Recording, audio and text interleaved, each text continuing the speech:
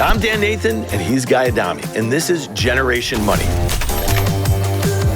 What was it like to figure out the true cost of your education? Probably somewhat eye-opening.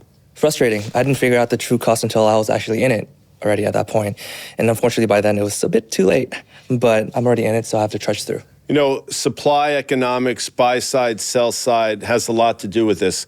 Since 1980, wages are up about 19%. Over that same period of time, I think you'd be shocked to find out that costs for education is up almost 170%. Can you wrap your head around that?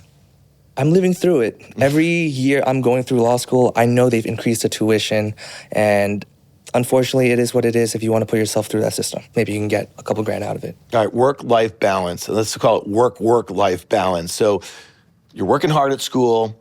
You probably need to pay some other bills like we talked about, like above and beyond what you just kind of described as it relates to school costs. Like, how do you think about some folks like finding another job? Is that really important while you're doing the schoolwork just to kind of help pay the bills?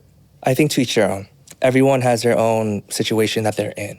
So if you're in a situation where you need some sort of like money or capital coming in because of your expenses, maybe your parents are retired like mine are, so I have to kind of support the household, or maybe you saved up enough when you graduate from like undergrad potentially, or even after high school to go back to school. If you need to do it, you do what you have to do. But if you don't, I'd rather focus on school and study. So Guy and I spend a lot of time speaking to people who want to come into Wall Street. Talk to us a little bit about mentorship. Has that been something that's been really helpful every step of the way throughout your education? Yes, I mean, I would not be where I am now if I didn't have the mentors I've had in my life. I wish I had them earlier in my life, but I'm not going to like be ungrateful. I'm very, very grateful for my mentors. These are individuals that have already gone through the problems and questions and obstacles that you're going through right now. So if they know all that information, they save me all that time from trying to have to find that answer. If I have that answer, I can automatically execute it and get to where I want to be. So Norman, it's not just tuition. There are a lot of other costs that are associated with your education. I'm going to rattle off a few.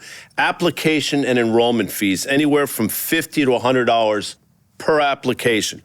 Course and lab fees. I mean, they can run you anywhere from $100 to $150 per lab. Housing and meal costs, we all know about that. Mandatory health and tech fees. Dorm move-in and supplies. You have to pay for your laundry while you're there. And then obviously other miscellaneous costs.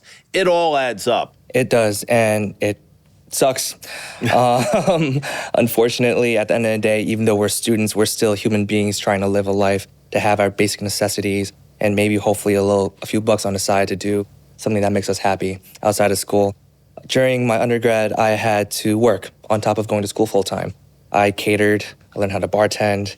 I did really random jobs, like I worked for Instacart at one point, delivering groceries. But I felt like it was just a necessity. You do what you have to do to get through what you have to get through to get what you want. Expenses, I had to live below my means. Whatever money I had, I tried to like kind of put away, save it, maybe put into some sort of financial instrument vehicle, and just try to get to the point where I didn't have to necessarily live per paycheck, but have something on the side, God forbid anything were to happen. So you're learning so much in school. You're learning a lot every day. You just used the term necessity a couple times. Talk to us a little bit about basically the maturity that you've actually had to demonstrate over the last, call it 5 or 6 years, and how you think about when you get out of school. I feel like you're gonna be at a point where you're kind of all grown up and you've learned a lot of lessons about how to move forward as an adult. I feel like I didn't have a choice. Yeah. Both of my parents are retired, so I kind of have to help with the household to a certain degree. Thankfully, not too much, but I'm not paying rent, so that's already a big plus while I'm in school. I'm not paying New York City rent especially, and not private school tuition, crazy. So that's been a blessing in itself. But at the same time, because of the needs that I had to get through what I had to get through graduation, do it successfully, get myself in a position to have a good job, I was forced to grow up. And I feel like that might just be the whole New York City mindset, hustle and grind type of culture. But I wouldn't have it any other way because I'm working and learning through life itself and not necessarily just through school.